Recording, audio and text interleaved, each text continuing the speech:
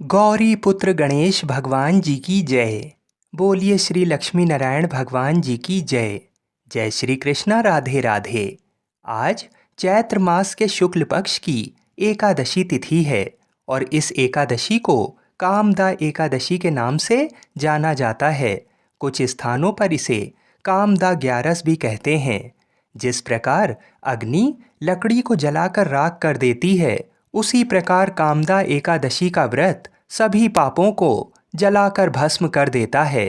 इस एकादशी की कथा को सुनने से मनुष्यों को 1000 यज्ञ करने के बराबर फल की प्राप्ति होती है एवं सौभाग्य मिलता है तथा पूर्वजों को मोक्ष की प्राप्ति होती है। तो आज मैं आपको सुना रहा हूँ कामदा एकादशी की बड़ी दुर्लभ कथा। इन कथाओं को सुनने से समस्त मनोकामनाएं पूर्ण हो जाती हैं। तो आप लोग बड़ी ही श्रद्धा और प्रसन्नचित मन से इन कथाओं को पूरा अवश्य सुनिएगा। तो आइए भगवान श्री लक्ष्मी नारायण जी के चरणों का ध्यान करते हुए इस कथा को सुनते हैं। भगवान श्री कृष्ण जी के प्रिय सखा अर्जुन ने कहा, हे कमल नयन, मैं आपको कोटि कोटि नमन करता हूँ। हे जगदीश्वर, मैं आपसे प्रार्थना करता हूँ कि आप कृपा कर चैत्र माह के शुक्ल पक्ष की एकादशी की कथा का भी वर्णन सुनाइए। इस एकादशी का क्या नाम है? इस व्रत को करने से किस फल की प्राप्ति होती है? तब भगवान श्री कृष्ण जी ने कहा, हे अर्जुन, एक बार यही प्रश्न राजा दिलीप ने गुरु वशिष्ठ जी से किया था। गुरु वशिष्ठ जी ने कहा था, इस व्रत को करने से तेजस्वी पुत्र की प्राप्ति होती है। अब मैं तुम्हें इस एकादशी की कथा को सुनाता हूँ, ध्यानपूर्वक श्रवण करो। प्राचीन समय में भागीपुर नाम का एक नगर था, जिस पर पुंडरीक नाम का राजा राज्य करता था। राजा पुंडरीक अनेक ऐश्वर्यों से युक्त था। उसके राज्य में अनेक अप्सराएं, गंधर्व, किन्नर आदि वास करते थे। उसी नगर में ललित एवं ललिता नाम के गायन विद्या में पारंगत गंधर्व स्त्री पुरुष अति संपन्न घर में निवास करते हुए विहार किया करते थे। उन दोनों में इतना प्रेम था कि वे अलग हो जाने की कल्पना मात्र से ही व्यथित हो उठते थे। एक बार राजा पुंडरीक गंधर्वों सहित सभा में विराजमान थे। वहां गंधर्वों के साथ ललित भी गायन कर रहा था। उस समय उसकी प्रियतमा ललिता वहां उपस्थित नहीं थी। गायन करते करते अचानक उसे ललिता का स्मरण हो उठा, जिसके कारण वह अशुद्ध गायन करने लगा। नागराज करकोटक ने राजा पुंडरीक से उसकी शिकायत की। इस पर राजा को भयंकर क्रोध आया और उन्होंने क्रोधवश ललित को श्राप दे दिया, अरे नीच, तू मेरे सम्मुख गायन करते हुए भी अपनी स्त्री का स्मरण कर रहा है। इससे तू नरभक्षी दैत्य बनकर अपने कर्म का फल भोग। ललित गंधर्व उसी समय राजा पुंडरीक के श्राप से एक भयंकर दैत्य में परिवर्तित हो गया। उसका मुख विकराल हो गया, उसके नेत्र सूर्य चंद्र के समान प्रदीप्त होने लगे, मुंह से आग की भयंकर ज्वालाएं निकलने लगीं। उसकी नाक पर्वत की कंदरा के समान विशाल हो गई तथा गर्दन पहाड़ के समान दिखाई देने लगी। उसकी भुजाएं 2-2 योजन लंबी हो गईं। इस प्रकार उसका शरीर 8 योजन का हो गया। इस तरह राक्षस बन जाने पर वह अनेक दुख भोगने लगा। अपने प्रियतम ललित का ऐसा हाल होने पर ललिता अतः दुख से व्यथित हो उठी। वह अपने पति के उद्धार के लिए विचार करने लगी कि मैं कहाँ जाऊं और क्या करूं, किस जतन से अपने पति को इस नरक तुल्य कष्ट से मुक्त कराऊं। राक्षस बना ललित घोर वनों में रहते हुए अनेक प्रकार के पाप करने लगा। उसकी स्त्री ललिता भी उसके पीछे पीछे जाती और उसकी स्थिति को देखकर विलाप करने लगती। एक बार वह अपने पति के पीछे पीछे चलते हुए विंध्याचल पर्वत पर पहुंच गई। उस स्थान पर उसने श्रृंगी मुनि का आश्रम देखा। वह शीघ्रता से उस आश्रम में गई तथा मुनि के समक्ष पहुंचकर दंडवत प्रणाम कर विनीत भाव से प्रार्थना करने लगी, हे महर्षि, मैं वीरधन्वा नामक गंधर्व की पुत्री ललिता हूँ। मेरा पति राजा पुंडरीक के श्राप से एक भयंकर दैत्य बन गया है। उससे मुझे अपार दुख हो रहा है। अपने पति के कष्ट के कारण मैं बहुत दुखी हूँ। हे मुनि श्रेष्ठ, कृपा करके आप उसे राक्षस योनि से मुक्ति का कोई उत्तम उपाय बताइए। समस्त वृतांत सुनकर मुनि श्रृंगी ने कहा, हे पुत्री, चैत्र माह के शुक्ल पक्ष की एकादशी का नाम कामदा एकादशी है। उसका व्रत करने से प्राणी के सभी मनोरथ शीघ्र ही पूर्ण हो जाते हैं। यदि तू उसके व्रत के पुण्य को अपने पति को देगी तो वह सहज ही राक्षस योनि से मुक्त हो जाएगा एवं राजा का श्राप शांत हो जाएगा। ऋषि के कहे अनुसार ललिता ने श्रद्धापूर्वक व्रत किया तथा द्वादशी के दिन ब्राह्मणों के समक्ष अपने व्रत का फल अपने पति को दे दिया और ईश्वर से प्रार्थना करने लगी, हे प्रभु, मैंने जो ये उपवास किया है उसका फल मेरे पति देव को मिले, जिससे उनकी राक्षस योनि से शीघ्र ही मुक्ति हो। एकादशी का फल देते ही उसका पति राक्षस योनि से मुक्त हो गया और अपने दिव्य स्वरूप को प्राप्त हुआ। वह अनेक सुंदर वस्त्रों तथा आभूषणों से अलंकृत होकर पहले की भांति ललिता के साथ विहार करने लगा। कामदा एकादशी के प्रभाव से वह पहले की भांति सुंदर हो गया तथा मृत्यु के पश्चात दोनों पुष्पक विमान पर बैठकर विष्णु लोक को चले गए। हे अर्जुन, इस उपवास को विधान पूर्वक करने से सभी पाप नष्ट हो जाते हैं। इस व्रत के पुण्य से मनुष्य ब्रह्म हत्या आदि के पाप तथा राक्षस आदि योनि से मुक्त हो जाते हैं। संसार में इससे उत्तम दूसरा कोई व्रत नहीं है। इसकी कथा व महात्म्य के श्रवण व पठन से अनंत फलों की प्राप्ति होती है। प्राणी अपने सुखों का चिंतन करे ये बुरा नहीं है, किंतु समय असमय ऐसा चिंतन प्राणी को उसके दायित्वों से विमुख कर देता है, जिससे उसे भयंकर कष्ट भोगने पड़ते हैं। परंतु भगवान श्री हरि की अनुकंपा का कोई अंत नहीं है। भगवान श्री लक्ष्मी नारायण जी बड़े से बड़ा पाप भी क्षमा कर देते हैं। बोलिए श्री लक्ष्मी नारायण भगवान की जय। बोलिए श्री राधा कृष्ण भगवान की जय। आइए अब मनोकामनाओं की पूर्ति करने वाली दूसरी कथा को सुनते हैं। श्री कृष्ण भगवान का एक बहुत बड़ा भक्त हुआ, लेकिन वो बहुत गरीब था। एक दिन उसने अपने शहर के सबसे बड़े गोविंद गोधाम की महिमा सुनी और उसका वहाँ जाने का मन उत्सुक हो गया। कुछ दिन बाद जन्माष्टमी आने वाली थी। उसने सोचा, मैं प्रभु के साथ जन्माष्टमी गोविंद गोधाम में मनाऊंगा। गोविंद गोधाम उसके घर से बहुत दूर था। जन्माष्टमी वाले दिन वो सुबह ही घर से चल पड़ा। उसके मन में भगवान श्री कृष्ण को देखने का उत्साह और मन में भगवान के भजन गाता जा रहा था। रास्ते में जगह जगह लंगर और पानी की सेवा हो रही थी। वो ये देखकर बहुत आनंदित हुआ कि वाह प्रभु, आपकी लीला, मैंने तो सिर्फ सुना ही था कि आप गरीबों पर बड़ी दया करते हो। आज अपनी आँखों से देख भी लिया। सब गरीब और भिखारी और आम लोग एक ही जगह से लंगर प्रसाद पाकर कितने खुश हो रहे थे। भक्त बैलगाड़ी में बैठा ही देख रहा था। उसने सबके देने पर भी कुछ नहीं लिया और सोचा, पहले प्रभु के दर्शन करूंगा, फिर कुछ खाऊंगा, क्योंकि आज तो वहाँ गरीबों के लिए बहुत प्रसाद का इंतजाम किया होगा। रास्ते में उसने भगवान के लिए थोड़े से अमरूद का प्रसाद लिया और बड़े आनंद में था भगवान के दर्शन को लेकर। भक्त इतनी कड़ी धूप में भगवान के घर पहुंचा और मंदिर की इतनी प्यारी सजावट देखकर भाव विभोर हो गया। भक्त ने फिर मंदिर के अंदर जाने का किसी से रास्ता पूछा। किसी ने उसे रास्ता बता दिया और कहा, ये जो लाइनें लगी हुई हैं, आप भी उस लाइन में लग जाओ। वो भक्त भी उसी लाइन में लग गया और वहाँ बहुत ही भीड़ थी। पर एक और लाइन उसके साथ ही थी, पर वो एकदम खाली थी।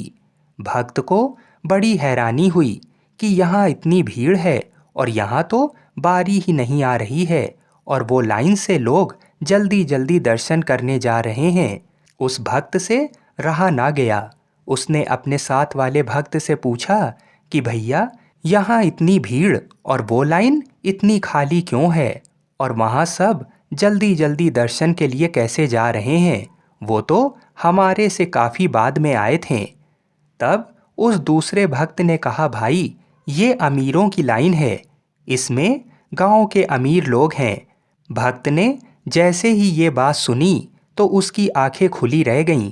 उसने मन में सोचा, भगवान के दर पे क्या अमीर क्या गरीब, यहाँ तो सब समान होते हैं। कितनी देर भूखे प्यासे रहकर उस भक्त की बारी दरबार में आ ही गई और भगवान को वो दूर से देख रहा था और उनकी छवि को देखकर बहुत आनंदित हो रहा था। वो देख रहा था कि भगवान को तो सब लोग यहाँ 56 भोग चढ़ा रहे हैं और वो अपने थोड़े से अमरूद सबसे छुपा रहा था। जब दर्शन की बारी आई तो सेवादारों ने उसे ठीक से दर्शन भी नहीं करने दिए और जल्दी चलो ऐसा कहते हुए उसे आगे बढ़ा दिया। उसकी आंखें भर आईं और उसने चुपके से अपने वो अमरूद वहाँ रख दिए और दरबार से बाहर चला गया। जब दरबार के बाहर गया तो लंगर प्रसाद लिखा हुआ था। भक्त को बहुत भूख लगी थी। सोचा अब प्रसाद ग्रहण कर लूं। जैसे ही वो लंगर खाने पहुंचा तो 2 दरबान खड़े थे। वहां उन्होंने उस भक्त को रोका और कहा कि ये सिर्फ अमीरों के लिए है, आप यहाँ प्रसाद नहीं ले सकते। भक्त ने कहा, मैं तो अमीर नहीं हूँ, फिर मेरा यहाँ क्या काम। भक्त की आंखों में इतने आंसू आ गए और वो फूट फूट कर रोने लगा और भगवान से नाराज हो गया और अपने घर वापस जाने लगा। रास्ते में वो भगवान से मन ही मन बातें करता रहा और उसने कहा, प्रभु, आप भी अमीरों की तरफ हो गए, आप भी बदल गए हैं। प्रभु, मुझे आपसे तो ये आशा ना थी। और सोचते सोचते सारे रास्ते रोता रहा। भक्त घर पर पहुंचकर रोता रोता सो गया।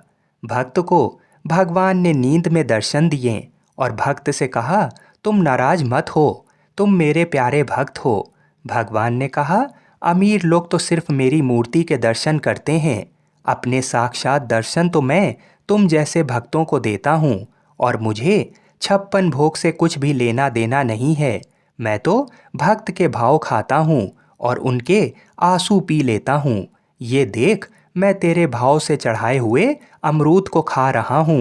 भक्त का सारा संदेह दूर हुआ और वो भगवान के साक्षात दर्शन पाकर गदगद हो गया और उसका गोविंद गोधाम जाना सफल हुआ और भगवान को खुद उसके घर चलकर आना पड़ा। आप लोग बड़े ही प्रेम से बोलिए, श्री राधा कृष्ण भगवान की जय, श्री तुलसी शालीग्राम भगवान की जय। आइए अब बड़े ही प्रेम से एकादशी माता की कथा को सुनते हैं। इस कथा को सुनने से ही एकादशी का व्रत पूर्ण माना जाता है। एक बूढ़ी माँ ने एक बार एकादशी का व्रत रखा। बड़ा ही भाव भक्ति से पूजा अर्चना की। उन्हें वृद्धावस्था में क्या बाधा थी, वे तो अपने पुत्र पौत्रों की सुख सुविधा के लिए व्रत रखने लगी थीं। वे दिन भर तो जरा कठोर मन करके अपनी प्यास को रोके रहीं। दिन में पूजा पाठ किया, कथा सुनी और पंडित जी को मिट्टी के पात्र में भरकर पानी और ऋतु फल दान में दिए।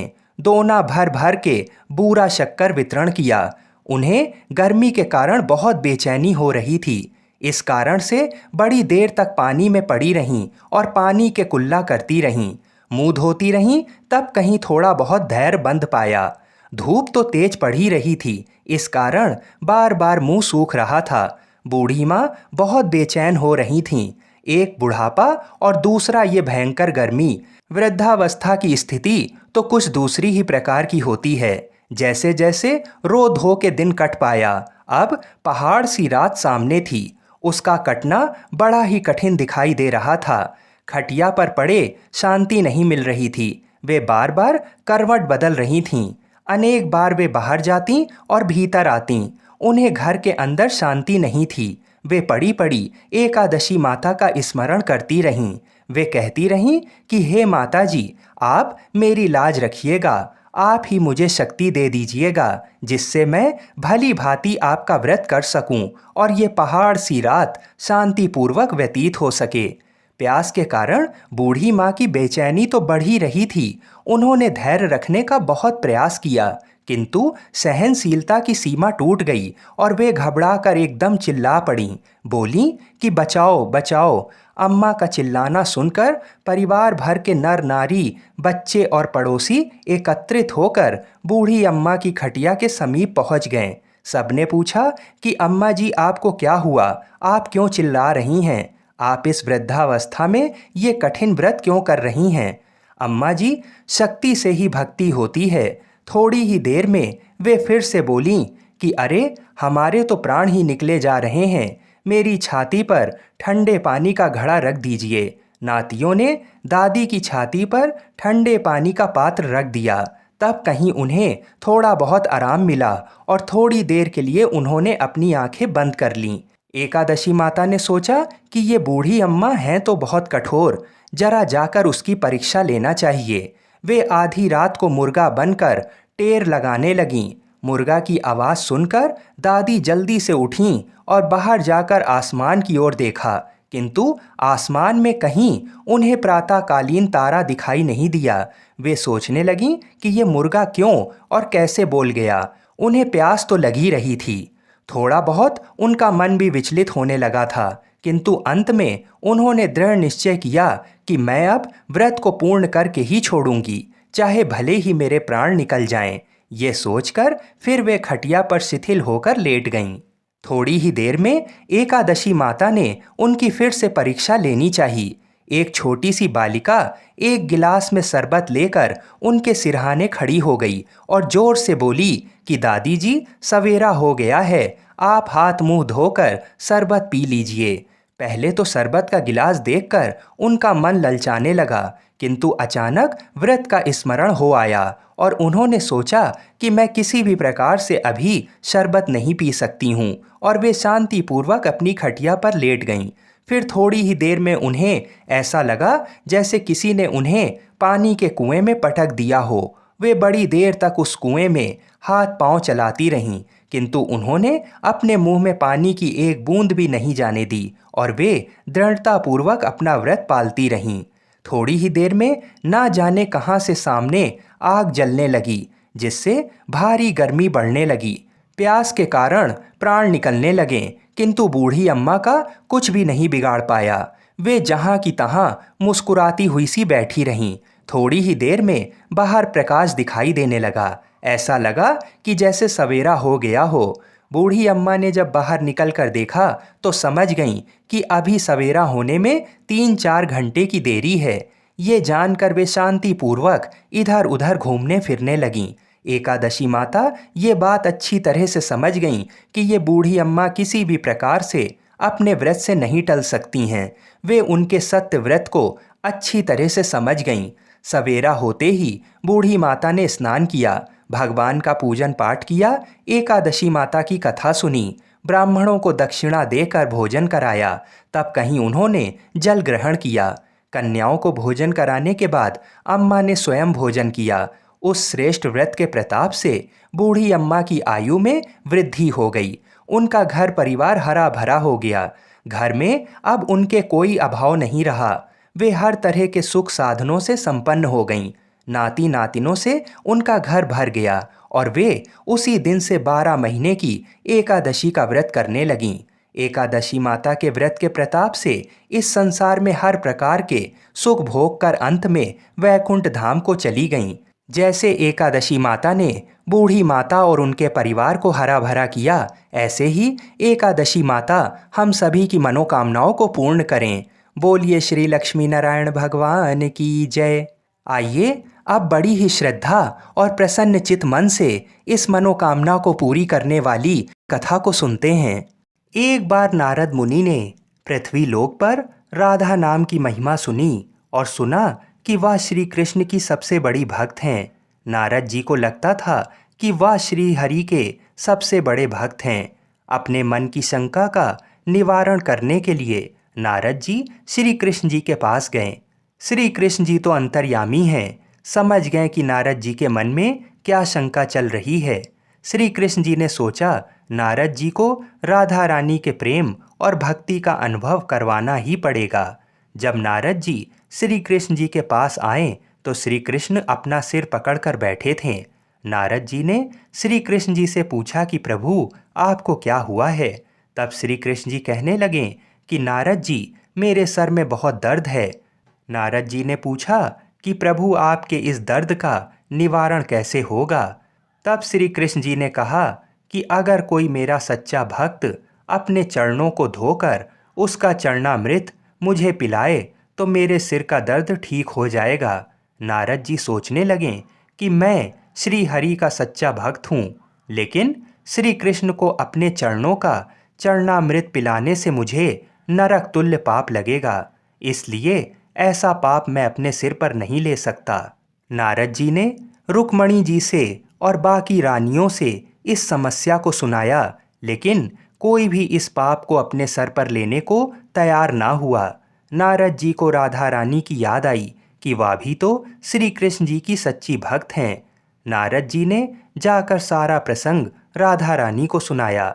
राधा रानी ने उसी समय एक बर्तन में जल लेकर अपने चरणों को धोकर वह जल नारद जी को दिया और कहा कि जल्दी से जाकर इसे श्री कृष्ण जी को दे दो। राधा रानी नारद जी से कहने लगीं, मैं जानती हूँ कि इस बात के लिए मुझे नरक तुल्य पाप लगेगा। राधा रानी आगे नारद जी से कहती हैं, श्री कृष्ण के दर्द के निवारण के लिए मैं कोई भी पाप अपने सिर पर लेने को तैयार हूँ। नारद जी श्री कृष्ण जी के पास गए तो श्री कृष्ण मंद मंद मुस्कुरा रहे थे। अब तक नारद जी समझ गए कि राधा रानी श्री कृष्ण से निश्चल प्रेम करती हैं और उनकी सबसे बड़ी भक्त हैं, तथा श्री कृष्ण ने यह सारी लीला मुझे यह एहसास कराने के लिए रची है। बोलिए श्री राधा कृष्ण भगवान की जय। एक बार भगवान श्री हरि विष्णु माता लक्ष्मी जी के साथ हरिद्वार में घूम रहे थे। माता लक्ष्मी ने देखा कि सारे मनुष्य गंगा में नहा नहा कर हर हर गंगे कहते जा रहे हैं, परंतु सभी लोग दुखी और परेशान हैं।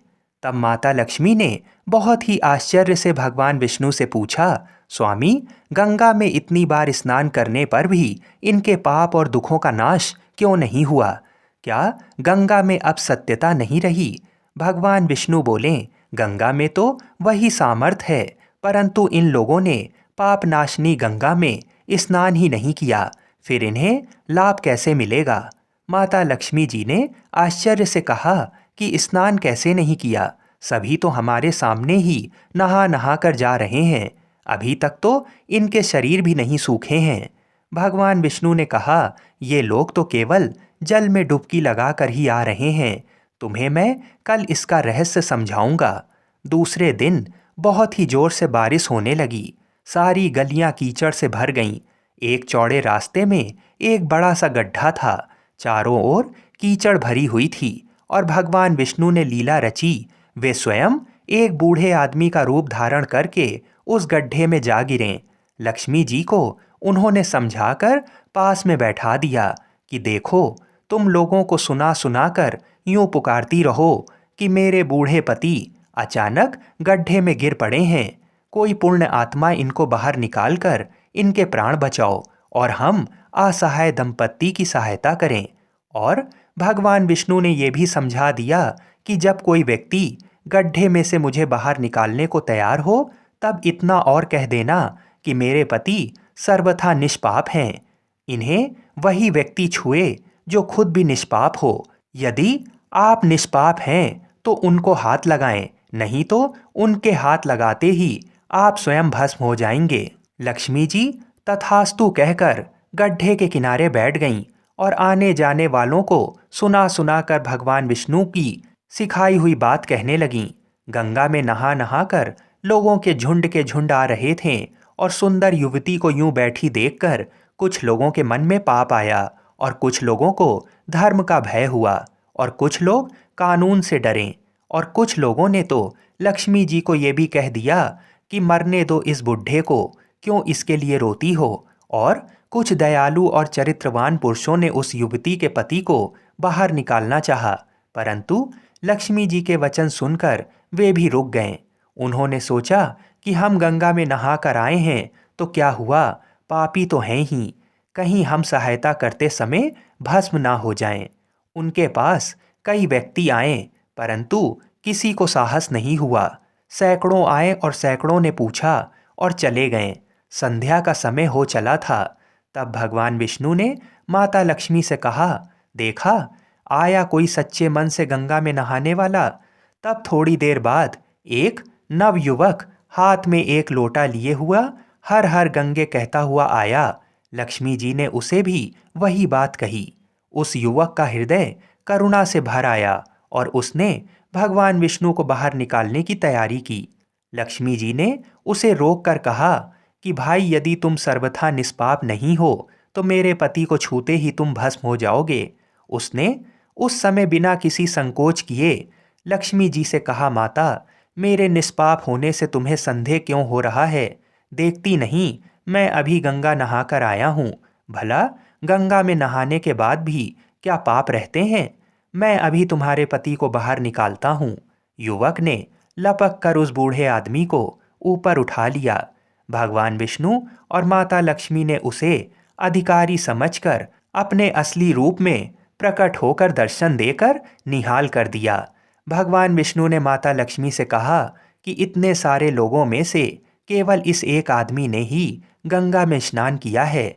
इस दृष्टांत के अनुसार जो लोग बिना श्रद्धा और विश्वास के केवल दंभ के लिए गंगा स्नान करते हैं, उन्हें वास्तविक फल प्राप्त नहीं होता। परंतु इसका ये मतलब नहीं कि गंगा स्नान व्यर्थ हो जाता है। गंगा स्नान का बहुत पुण्य भी है। गंगा आज भी उतनी ही सामर्थ्यवान है। बोलिए लक्ष्मी नारायण भगवान की जय। आइए तुलसी माता की कथा को सुनते हैं। सावर्णी मुनि की पुत्री तुलसी अपूर्व सुंदरी थीं। उनकी इच्छा थी कि उनका विवाह भगवान नारायण के साथ हो। इसके लिए उन्होंने नारायण पर्वत की घाटी में स्थित बद्री वन में घोर तपस्या की। दीर्घकाल तक तपस्या के उपरांत ब्रह्मा जी ने प्रसन्न होकर दर्शन दिया और वर मांगने को कहा। तुलसी जी ने कहा, सृष्टिकर्ता ब्रह्मदेव, आप अंतर्यामी हैं, सबके मन की बात जानते हैं। फिर भी मैं अपनी इच्छा आपको बताती हूँ। मैं चाहती हूँ कि भगवान श्री नारायण मुझे पति के रूप में मिलें। ब्रह्मा जी ने कहा, तुम्हारा अभीष्ट तुम्हें अवश्य मिलेगा। अपने पूर्व जन्म में किसी अपराध के कारण तुम्हें श्राप मिला है। इसी प्रकार भगवान श्री नारायण के एक पार्षद को भी दानव कुल में जन्म लेने का श्राप मिला है। दानव कुल में जन्म लेने के बाद भी उसमें नारायण का अंश विद्यमान रहेगा। इसलिए इस जन्म में पूर्व जन्म के पाप के शमन के लिए संपूर्ण नारायण तो नहीं, नारायण के अंश से युक्त दानव कुल जन्मे उस शापग्रस्त पार्षद से तुम्हारा विवाह होगा। श्राप मुक्त होने पर भगवान श्री नारायण सदा सर्वदा के लिए तुम्हारे पति हो जाएंगे। तुलसी जी ने ब्रह्मा के इस वर को स्वीकार किया, क्योंकि मानव कुल में जन्म के कारण उसे मायावी भोग तो भोगना ही था। तुलसी बद्री वन में ही रहने लगी। नारायण का वह पार्षद दानव कुल में शंखचूर्ण के नाम से पैदा हुआ था। कुछ दिनों के बाद वह भ्रमण करता हुआ बद्री वन में आया। यहाँ तुलसी को देखते ही वह उस पर मुग्ध हो गया। तुलसी जी के सामने उसने अपने साथ विवाह करने का प्रस्ताव रखा। इतने में ही वहाँ ब्रह्मा जी आ गए और तुलसी से कहा, तुलसी, शंखचूर्ण को देखो, कैसा देवोपम इसका स्वरूप है। दानव कुल में जन्म लेने के बाद भी लगता है जैसे इसके शरीर में नारायण का वास हो। तुम प्रस्ताव को साहर्ष स्वीकार कर लो। तुलसी को भी लगा कि उसकी तपस्या पूर्ण हुई, उसे इच्छित फल मिला है। शंखचूर्ण के साथ उसका गंधर्व विवाह हो गया और वह शंखचूर्ण के साथ उसके महल में पत्नी बनकर आ गई। शंखचूर्ण ने अपनी परम सुंदरी सती साध्वी पत्नी तुलसी के साथ बहुत दिनों तक राज्य किया। उसने अपने राज्य का इतना विस्तार किया कि देवलोक तक उसके अधिकार में आ गया। स्वर्ग का सुख भोगने वाले देवताओं की दशा भिखारियों जैसी हो गई। शंखचूर्ण किसी को कष्ट नहीं देता था, पर अधिकार और राज्य छिन जाने से सारे देवता मिलकर ब्रह्मा, विष्णु और शिव जी की सभा में गए तथा अपनी विपत्ति सुनाई। ब्रह्मा जी ने कहा, तुलसी परम साध्वी है, उसका विवाह शंखचूर्ण से मैंने ही कराया था। शंखचूर्ण को तब तक नहीं हराया या मारा जा सकता जब तक तुलसी को ना छला जाए। विष्णु जी ने कहा, शंखचूर्ण पूर्व जन्म में मेरा पार्षद था। श्राप के कारण उसे दैत्य कुल में जन्म लेना पड़ा। इस जन्म में भी मेरा अंश उसमें व्याप्त है। साथ ही तुलसी के पतिव्रत धर्म से वह अजय है। फिर देवताओं की सहमति से भगवान शिव ने शंखचूर्ण के पास संदेश भेजा कि या तो वह देवताओं का राज्य लौटा दे या फिर उनसे युद्ध करे। शंखचूर्ण भगवान शिव के पास पहुंचा। उसने कहा, देव आदि देव, आपके लिए देवताओं का पक्ष लेना उचित नहीं है। राज्य बढ़ाना हर राजा का कर्तव्य है। मैं किसी को दुखी नहीं कर रहा हूँ। देवताओं से कहिए वे मेरी प्रजा होकर रहें। मैंने आपका भी कोई अपकार नहीं किया है। हमारा आपका युद्ध शोभा नहीं देता। अगर आप हार गए तो बड़ी लज्जा की बात होगी। मैं हार गया तो आपकी कीर्ति बहुत अधिक नहीं बढ़ेगी। भगवान शंकर हंसने लगे। वे तो सब रहस्य समझते थे। तुलसी और शंखचूर्ण के पूर्व जन्म के श्राप की अवधि लगभग पूरी हो चुकी थी। शिव जी बोले, इसमें कीर्ति और लज्जा की बात नहीं है। तुम देवों का राज्य लौटाकर उन्हें उनके पद पर प्रतिष्ठित होने दो। युद्ध से बचने का यही एक उपाय है। शंखचूर्ण ने कहा, मैंने युद्ध के बल से देवलोक जीता है। कोई उसे युद्ध के द्वारा ही वापस ले सकता है। ये मेरा अंतिम उत्तर है। अब मैं जा रहा हूँ। ऐसा कहकर शंखचूर्ण चला गया। उसने अपनी पत्नी तुलसी को सारी बात बताई और कहा, कर्म भोग सब काल सूत्र में बंधा है। जीवन में हर्ष, शोक, भय, सुख, दुख, मंगल, अमंगल काल के अधीन है। हम तो केवल निमित्त मात्र हैं। संभव है भगवान शिव देवों का पक्ष लेकर मुझसे युद्ध करें। तुम चिंता मत करना, तुम्हारा सती तेज मेरी रक्षा करेगा। दूसरे दिन भगवान शंकर के नेतृत्व में देवताओं ने युद्ध छेड़ दिया। शंखचूर्ण ने भीषण बाणों की वर्षा कर उनका वेग रोका। उसके प्रहार से देवता डगमगाने लगे। उसने दानवी शक्ति का प्रयोग करके मायावी युद्ध आरंभ किया। युद्ध स्थल पर वह किसी को दिखाई नहीं देता था, पर उसके अस्त्र शस्त्र प्रहार कर देवों को घायल कर रहे थे। देवगण अपने अस्त्र चलाएं तो किस पर चलाएं, क्योंकि कोई शत्रु सामने था ही नहीं। कई दिनों तक इस तरह भयंकर युद्ध चला। शंखचूर्ण पराजित नहीं हुआ। तब शिव जी ने विष्णु जी से कहा, हे विष्णु जी, कुछ उपाय करो, अन्यथा मेरा तो सारा यश मिट्टी में मिल जाएगा। भगवान विष्णु ने सोचा, बल से तो शंखचूर्ण को हराया नहीं जा सकता, इसलिए छल का सहारा लेना होगा। उन्होंने तुरंत अपना स्वरूप शंखचूर्ण के जैसा बनाया और अस्त्र शस्त्र से सज्जित हो तुलसी के पास आए। बोले, हे प्रिय, मैं युद्ध जीत गया हूँ। सारे देवता भगवान शंकर समेत हार गए हैं। इस खुशी में आओ मैं तुम्हें अंग से लगा लूं।